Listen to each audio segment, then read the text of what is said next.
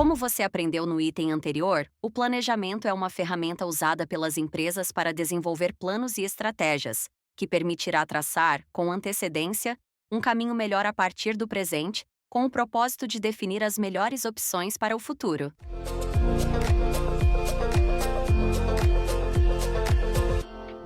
Existem vários tipos de planejamento, entre os quais planejamento estratégico, planejamento tático, planejamento operacional. Podemos dizer que as organizações se assemelham a um time de futebol, no qual existem vários níveis de planejamento que cumprem funções diferentes, mas igualmente importantes, pois estão relacionados para alcançar os objetivos propostos. Usaremos como analogia a organização de um time de futebol. No planejamento estratégico, o presidente, junto com o diretor esportivo e o treinador, definem os objetivos esportivos da temporada em nível global. Por exemplo, precisamos ganhar pelo menos um título e queremos fazer isso jogando ofensivamente para que o público se divirta. Com esses objetivos, planeja-se uma temporada de forma geral, considerando os jogadores necessários, os treinamentos e outros aspectos. No planejamento tático, descemos ao nível do dia a dia. Normalmente é responsabilidade do treinador, que planeja os jogos, decide quem vai jogar e quem não vai, e define como o time jogará em termos de posicionamento e movimentos dos jogadores. No planejamento operacional, já dentro da partida, os próprios jogadores elaboram rapidamente um plano de execução jogada a jogada e o colocam em prática. Os melhores jogadores são aqueles que planejam os movimentos que farão e como colaborarão com os companheiros para obter o melhor resultado.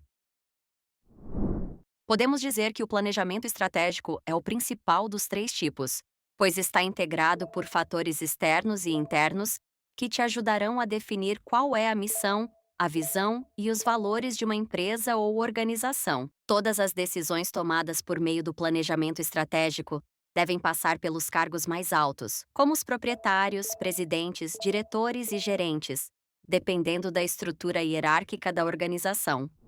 A Toyota passou anos estudando as linhas de produção de montadoras americanas, como a Ford. Eles sabiam que a indústria automotiva dos Estados Unidos era mais avançada e mais eficiente do que a japonesa. Então, estudaram seus concorrentes e tentaram copiar aquilo que os americanos faziam tão bem. Combinaram esses processos com suas próprias fortalezas e chegaram a algo ainda melhor. A Toyota demonstrou que conhecer as próprias fraquezas pode ser a chave do sucesso e uma das melhores estratégias comerciais que uma empresa pode adotar. Planejamento tático.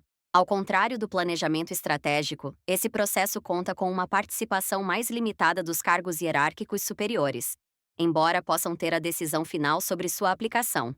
Outra característica desse tipo de planejamento é que ele propõe metas de médio a longo prazo, com planos mais detalhados que interpretam a estratégia e a transformam em algo mais tangível. Por isso, costuma ser aplicado em áreas como finanças, produção ou planos de marketing. Suponhamos que uma empresa venda seguros em uma grande cidade. O plano tático dessa empresa deve detalhar cada elemento necessário para cumprir os objetivos e a visão definidos no plano estratégico.